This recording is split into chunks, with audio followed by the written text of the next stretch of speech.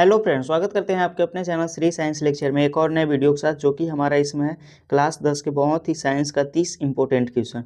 तो चलिए वीडियो को शुरू करते हैं। बहुत ही इंपॉर्टेंट क्वेश्चन है। देखिए क्वेश्चन नंबर पहला है, पवन चक्की से उपयोग ऊर्जा प्राप्त करने के लिए पवन की न्यूनतम वेग होनी चाहिए। क्या क्वेश्चन है? पवन चक्की से उपयोग ऊर्जा प्राप्त करने के लिए पवन की न्यूनतम वेग होनी चाहिए। ऑप्शन नंबर ए है 20 किलोमीटर प्रति घंटा, ऑप्शन नंबर बी है 15 किलोमीटर प्रति घंटा, ऑप्शन नंबर सी है 30 किलोमीटर प्रति घंटा, ऑप्शन नंबर डी है 40 किलोमीटर प्रति घंटा। तो देखिए पवन चक्की से ऊर्जा प्राप्त करने के लिए हमें न्यूनतम जो वेग होनी चाहिए वो होनी चाहिए 15 किलोमीटर प्रति घंटा। कितना? 15 किलोमीटर प्रति घंटा। आपका ऑप्शन नंबर बी से हो जाएगा 15 किलोमीटर प्रति घंटा। 15 किलोमीटर प्रति घंटा। यह समुद्र के किनारे लगता है क्योंकि वहाँ पे हवा बहुत तेज चलती है। यह पवन ऊर्जा जो होता है वह नवीकरणीय संसाधन होता है। अगला क्वेश्चन है क्वेश्चन नंबर दूसरा। कौन क्वेश्चन है? क्वेश्चन नंबर दूसरा। धातुओं में धारावाहक होते हैं। क्या क्वेश्चन है? धातुओं में धारावाहक होते हैं। क्या क्वेश्चन है? धातुओं में धारावाहक होते हैं। तो देखिए धातुओं में धारावाहक जो होते हैं, अगर कोई धातु में विद्युत धारा प्रवाहित करेंगे तो वह गतिशील कण जो होता है वह इलेक्ट्रॉन होता है। क्या होता है? वह मुक्त इलेक्ट्रॉन होता है। यानी कि आपका ऑप्शन नंबर बी से हो जाएगा। धातुओं में धारावाहक जो होते हैं वह मुक्त इलेक्ट्रॉन होते हैं। आपका ऑप्शन नंबर बी से हो जाएगा। धातुओं में जो धारावाहक होते हैं वह मुक्त इलेक्ट्रॉन होते हैं। अगला क्वेश्चन है क्वेश्चन नंबर तीसरा। क्वेश्चन नंबर तीसरा है, कौन रंग है जिसमें खतरे के सिग्नल में उपयोग किया जाता है। क्या क्वेश्चन है? कौन रंग है जिसको खतरे के सिग्नल में उपयोग किया जाता है। ऑप्शन नंबर ए है नीला, ऑप्शन नंबर बी है बैगनी, ऑप्शन नंबर सी है लाल, ऑप्शन नंबर डी है पीला। तो देखिए हमें जो खतरे के सिग्नल में जो उपयोग किया जाता है वो किया जाता है लाल। कौन? लाल किया जाता है। यानी कि आपका ऑप्शन नंबर सी से हो जाएगा, लाल किया जाता है। अगला क्वेश्चन है क्वेश्चन नंबर चौथा। कौन क्वेश्चन है? क्वेश्चन नंबर चौथा। टिंडल प्रभाव कौन सी घटना टिंडल प्रभाव कौन सी परिघटना है।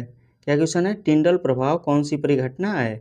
ऑप्शन नंबर ए है प्रकाश का परावर्तन, ऑप्शन नंबर बी है प्रकाश का अपवर्तन, ऑप्शन नंबर सी है प्रकाश का विक्षेपण, ऑप्शन नंबर डी है प्रकाश का प्रकीर्णन। तो देखिए टिंडल प्रभाव प्रकाश की कौन सी परिघटना है, तो हो जाएगा प्रकाश का प्रकीर्णन। क्या हो जाएगा? प्रकाश का प्रकीर्णन हो जाएगा।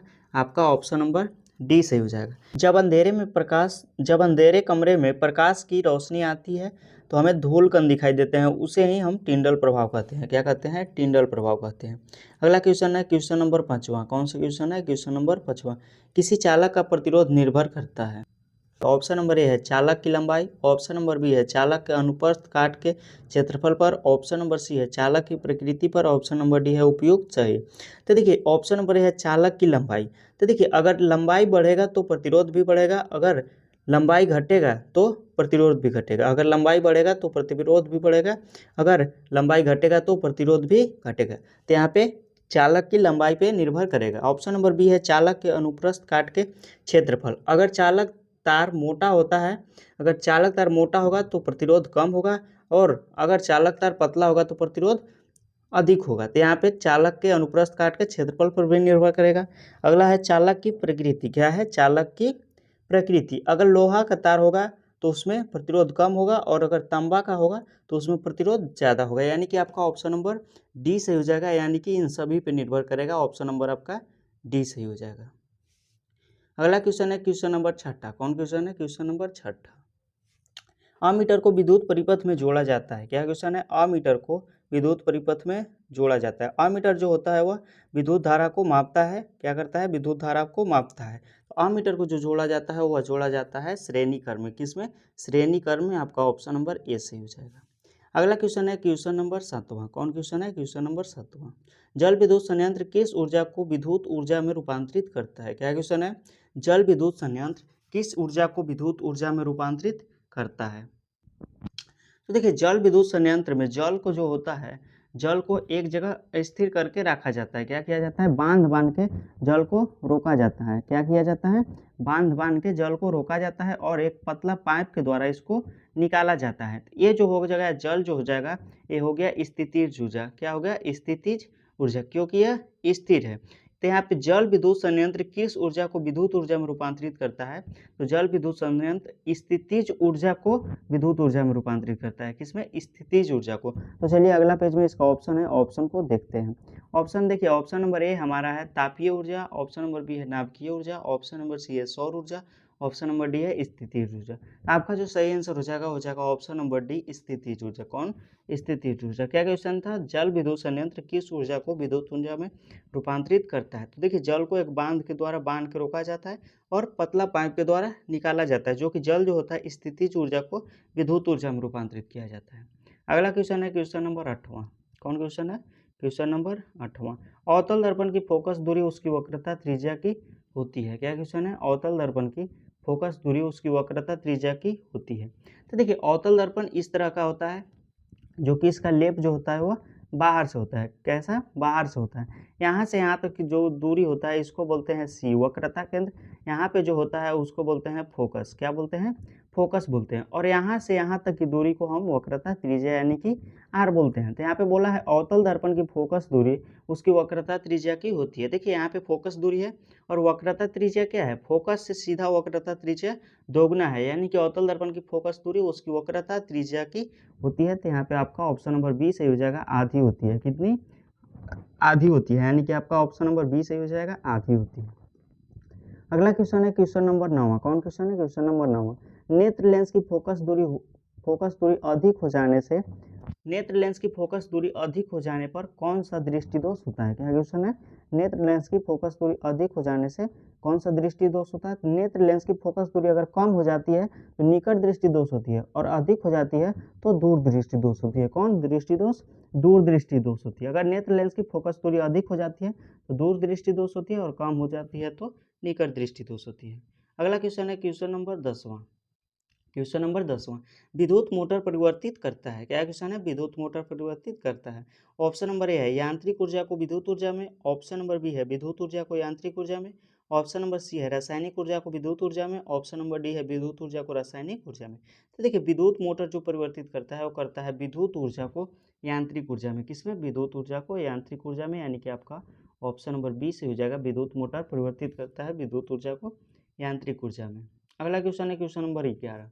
प्रतिबिंब का आकार वस्तु के आकार के बराबर हो वह दर्पण होगा। क्या क्वेश्चन है? प्रतिबिंब का आकार वस्तु के आकार के हमेशा बराबर हो वह दर्पण होगा। देखिए जब प्रतिबिंब का आकार वस्तु के आकार के बराबर होता है तो वह दर्पण होता है समतल दर्पण। कौन सा दर्पण? समतल दर्पण। आपका ऑप्शन नंबर सी से हो जाएगा। कौन सा दर्पण? समतल दर्पण होता है। अगला क्वेश्चन है क्वेश्चन नंबर 12। विद्युत चुंबकीय प्रेरण की खोज किसने की थी? क्या क्वेश्चन है? विद्युत चुंबकीय प्रेरण की खोज किसने की थी? ऑप्शन नंबर ए है मैक्सवेल ने। ऑप्शन नंबर बी है फैराडे ने। ऑप्शन नंबर सी है एम्पियर ने। ऑप्शन नंबर डी है फ्लेमिंग ने। तो देखिए विद्युत चुंबकीय प्रेरण की जो खोज किए थे वो किए थे माइकल फ्राइडे ने। किसने? माइकल फ्राइडे ने, यानी कि आपका ऑप्शन नंबर बी सही हो जाएगा। विद्युत चुंबकीय प्रेरण की खोज माइकल फ्राइडे ने किए थे। अगला क्वेश्चन है क्वेश्चन नंबर 13। कौन क्वेश्चन है? क्वेश्चन नंबर 13 है। क्वेश्चन नंबर 13 है आवर्त सारणी में कितने आवर्त होते हैं? क्या क्वेश्चन है? आवर्त सारणी में कितने आवर्त होते हैं? ऑप्शन नंबर ए है 7। ऑप्शन नंबर बी है 8। ऑप्शन नंबर सी है 9। ऑप्शन नंबर डी है 18। तो देखिए आवर्त सारणी में जो आवर्त होते हैं वो होते हैं 7। कितने होते हैं? 7 होते हैं। आवर्त सारणी में आवर्त 7 होते हैं, और समूह जब पूछेगा तो समूह 18 होते हैं और आवर्त 7 होते हैं। अगला क्वेश्चन है क्वेश्चन नंबर 14। कौन सा धातु विद्युत का सुचालक है? क्या क्वेश्चन है? कौन सा धातु विद्युत का सुचालक है? ऑप्शन नंबर ए है सल्फर। ऑप्शन नंबर बी है ग्रेफाइड। ऑप्शन नंबर सी है क्लोरीन। ऑप्शन नंबर डी है फास्फोरस। तो देखिए यहाँ पे बोला है कौन सा अधातु विद्युत का सुचालक होता है, तो होता है ग्रेफाइड। कौन होता है? ग्रेफाइड होता है, जो कि पेंसिल में पाया जाता है। आपका ऑप्शन नंबर बी से हो जाएगा, ग्रेफाइड हो जाएगा। अगला क्वेश्चन है क्वेश्चन नंबर 15। कौन क्वेश्चन है? Question number 15। कार्बन क्या है? क्या क्वेश्चन है? कार्बन क्या है? तो देखिए कार्बन एक जो है वो अधातु है। आपका ऑप्शन नंबर बी से हो जाएगा, कार्बन एक अधातु है। अगला क्वेश्चन है क्वेश्चन नंबर 16। सल्फर की परमाणु संख्या क्या है? क्या क्वेश्चन है? सल्फर की परमाणु संख्या क्या है? ऑप्शन नंबर ए है 16। ऑप्शन नंबर बी है 20। ऑप्शन नंबर सी है 23। ऑप्शन नंबर डी है 35। तो देखिए सल्फर की परमाणु संख्या जो होती है वो होती है 16। कितना? 16 होती है। आपका ऑप्शन नंबर ए से हो जाएगा, सल्फर की परमाणु संख्या जो होती है 16 होती है। अगला क्वेश्चन है क्वेश्चन नंबर 17। साधारण नमक का रासायनिक सूत्र क्या है? क्या क्वेश्चन है? साधारण नमक का रासायनिक सूत्र क्या है? तो देखिए साधारण नमक जो रासायनिक सूत्र होता है वो होता है NaCl। क्या होता है? NaCl, यानी कि आपका ऑप्शन नंबर बी से हो जाएगा, साधारण नमक का रासायनिक सूत्र NaCl होता है। अगला क्वेश्चन है क्वेश्चन नंबर 18। किसी भी अभिक्रिया में भाग लेने वाले पदार्थ क्या कहलाते हैं? क्या क्वेश्चन है? किसी भी अभिक्रिया में भाग लेने वाले पदार्थ क्या कहलाते हैं? तो देखिए यहाँ पे मान लीजिए एक अभिक्रिया H2+O2 यानी कि हाइड्रोजन प्लस ऑक्सीजन मिलकर जल बनाते हैं। क्या बनाते हैं? जल बनाते हैं। ये जो अभिक्रिया, किसी भी अभिक्रिया में भाग लेने वाले पदार्थ, ये जो होंगे यह भाग लेने वाले पदार्थ होंगे। क्या होंगे? भाग लेने वाले पदार्थ होंगे। तो इस जो भाग लेने वाले पदार्थ होते हैं उसको बोलते हैं हम अभिकारक। क्या बोलते हैं? अभिकारक। क्या बोलते हैं? अभिकारक। और ये जो पदार्थ बनता है इसको बोलते हैं उत्पाद। क्या बोलते हैं? उत्पाद। यहाँ पे पूछा था किसी भी अभिक्रिया में भाग लेने वाले पदार्थ क्या कहलाते हैं, तो भाग लेने वाले पदार्थ जो कहलाते हैं वह अभिकारक कहलाते हैं। ये जो हो जाएगा वह अभिकारक हो जाएगा। यानी कि आपका ऑप्शन नंबर ए सही हो जाएगा। किसी भी अभिक्रिया में भाग लेने वाले पदार्थ अभिकारक कहलाते हैं। आपका ऑप्शन नंबर ए सही हो जाएगा। अगला क्वेश्चन है क्वेश्चन नंबर 19। कौन सा क्वेश्चन है? Question number 19। स्वपोषी पोषण के लिए आवश्यक है। क्या क्वेश्चन है? स्वपोषी पोषण के लिए आवश्यक है। तो देखिए स्वपोषी पोषण कौन होता है? हरे पौधे। तो हरे पौधे के लिए, हरे पौधे प्रकाश संश्लेषण के द्वारा भोजन बनाता है, जो कि कार्बन डाइऑक्साइड और जल, क्लोरोफिल, सूर्य का प्रकाश, इनमें से सभी हो जाएगा। क्या हो जाएगा? इनमें से सभी हो जाएगा। यानी कि हरे पौधे के लिए प्रकाश के संश्लेषण के लिए सभी जरूरी है। यानी कि आपका ऑप्शन नंबर डी सही हो जाएगा। अगला क्वेश्चन है क्वेश्चन नंबर 20। मानव नेत्र में किस प्रकार का लेंस पाया जाता है? क्या क्वेश्चन है? मानव नेत्र में किस प्रकार का लेंस पाया जाता है? देखिए मानव नेत्र में जो लेंस पाया जाता है वह पाया जाता है उत्तल लेंस। यानी कि आपका ऑप्शन नंबर ए सही हो जाएगा। मानव नेत्र में उत्तल लेंस पाया जाता है। अगला क्वेश्चन है क्वेश्चन नंबर 21। एक स्वस्थ आंख की दूरबिंदु होता है। क्या क्वेश्चन है? एक स्वस्थ आंख की दूरबिंदु होता है। ऑप्शन नंबर ए है 25 सेंटीमीटर, ऑप्शन नंबर बी है 0, ऑप्शन नंबर सी है 250, ऑप्शन नंबर डी है अनंत। तो देखिए एक स्वस्थ आंख की दूरबिंदु जो होता है वह अनंत होता है। क्या होता है? अनंत होता है। यानी कि आपका ऑप्शन नंबर डी से हो जाएगा। अगर आपसे पूछता कि एक स्वस्थ आंख की निकटतम बिंदु क्या होता है, तो निकट बिंदु जो होता है वह 25 सेंटीमीटर रहता है। यहाँ पे बोला था एक स्वस्थ आंख की दूरबिंदु, तो वह अनंत हो जाएगा। अगला क्वेश्चन है क्वेश्चन नंबर 22। लेंस के मुख्य फोकस की संख्या कितनी होती है? क्या क्वेश्चन है? लेंस के मुख्य फोकस की संख्या कितनी होती है?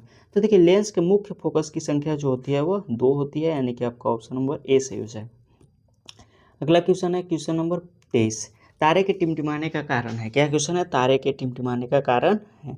ऑप्शन नंबर ए है वायुमंडलीय परावर्तन, ऑप्शन नंबर बी है कुल परावर्तन, ऑप्शन नंबर सी है वायुमंडलीय अपवर्तन, ऑप्शन नंबर डी है कुल अपवर्तन। तो देखिए तारे के टिमटिमाने का जो कारण होता है वह होता है वायुमंडलीय अपवर्तन। यानी कि आपका ऑप्शन नंबर सी सही हो जाएगा। वायुमंडलीय अपवर्तन के कारण आकाश में तारे टिमटिमाते हैं। अगला क्वेश्चन है क्वेश्चन नंबर 24। उत्तल दर्पण की फोकस दूरी होती है। क्या क्वेश्चन है? उत्तल दर्पण की फोकस दूरी होती है। तो देखिए उत्तल दर्पण की जो फोकस दूरी होती है वो होती है धनात्मक। क्या होती है? धनात्मक होती है। उत्तल दर्पण की फोकस दूरी धनात्मक होती है। अगर आपसे पूछता है कि अवतल दर्पण की फोकस दूरी होती है, तो अवतल दर्पण की जो फोकस दूरी होती है वह ऋणात्मक होती है। क्या होती है? ऋणात्मक होती है। अवतल दर्पण की फोकस दूरी ऋणात्मक होती है और उत्तल दर्पण की धनात्मक होती है। अगला क्वेश्चन है क्वेश्चन नंबर 25। कौन क्वेश्चन है? Question number 25।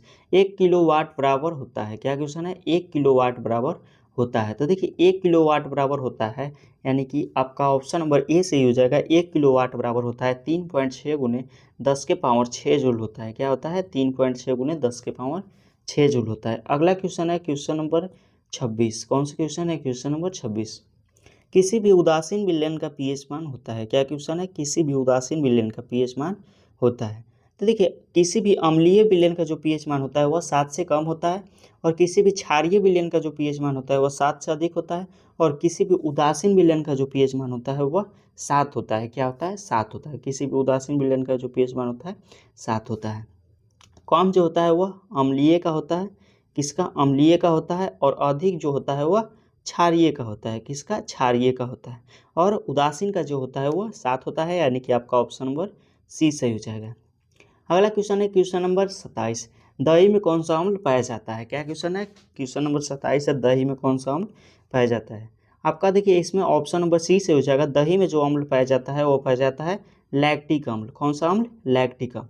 टार्टिक अम्ल जो पाया जाता है वो पाया जाता है इमली में। किसमें? इमली में पाया जाता है टार्टिक अम्ल। और फॉर्मिक अम्ल जो पाया जाता है वह चींटी के डंक में पाया जाता है। किसमें? फॉर्मिक अम्ल चींटी के डंक में पाया जाता है। और एसिटिक अम्ल जो पाया जाता है वह सिरका में पाया जाता है। किसमें? सिरका में पाया जाता है। तो यहाँ पे पूछा था कि दही में कौन सा अम्ल पाया जाता है, तो वह लैक्टिक अम्ल पाया जाता है। आपका ऑप्शन नंबर सी से हो जाएगा। अगला क्वेश्चन है क्वेश्चन नंबर 28। विद्युत शक्ति की SI इकाई क्या है? क्या क्वेश्चन है? विद्युत शक्ति की SI इकाई क्या है? तो देखिए विद्युत शक्ति की SI इकाई जो होता है वो होता है वाट। क्या होता है? वाट। विद्युत शक्ति की SI इकाई वाट होता है, यानी कि आपका ऑप्शन नंबर बी से हो जाएगा। कौन सा ऑप्शन? ऑप्शन नंबर बी से हो जाएगा। अगला क्वेश्चन है क्वेश्चन नंबर 29। मानव नेत्र में क्या क्वेश्चन है? मानव नेत्र में प्रतिबिंब कहाँ बनता है? क्या क्वेश्चन है? मानव नेत्र में प्रतिबिंब कहाँ बनता है? ऑप्शन नंबर ए है कार्निया, ऑप्शन नंबर बी है पुतली, ऑप्शन नंबर सी है रेटिना, ऑप्शन नंबर डी है लेंस। तो देखिए मानव नेत्र में जो प्रतिबिंब बनता है वो बनता है रेटिना पे। किस पे? रेटिना पे, यानी कि आपका ऑप्शन नंबर सी से हो जाएगा। किस पे? रेटिना पे बनता है। इसे ही दृष्टिपटल बोलते हैं। क्या बोलते हैं? दृष्टिपटल बोलते हैं। मानव नेत्र में प्रतिबिंब कहाँ बनता है? तो दृष्टिपटल पे, यानी कि रेटिना पे बनता है। अगला क्वेश्चन है क्वेश्चन नंबर 30। विद्युत बल्ब का फिलामेंट किसका बना होता है? क्या क्वेश्चन है? विद्युत बल्ब का फिलामेंट किसका बना होता है? तो देखिए विद्युत बल्ब का जो फिलामेंट होता है वह टंगस्टन धातु का बना होता है। किसका? टंगस्टन धातु का बना होता है, यानी कि आपका ऑप्शन नंबर सी से हो जाएगा। विद्युत बल्ब का जो फिलामेंट होता है वह टंगस्टन धातु का होता है, यानी कि आपका ऑप्शन नंबर सी से हो जाएगा। कौन सा ऑप्शन? ऑप्शन नंबर सी से हो जाएगा। अगला क्वेश्चन है क्वेश्चन नंबर 31। रक्त का लाल रंग किसके कारण होता है? क्या क्वेश्चन है? रक्त का लाल रंग किसके कारण होता है? ऑप्शन नंबर ए है प्लाज्मा, ऑप्शन नंबर बी है हीमोग्लोबिन, ऑप्शन नंबर सी है प्लेटलेट्स, ऑप्शन नंबर डी है श्वेत रक्त।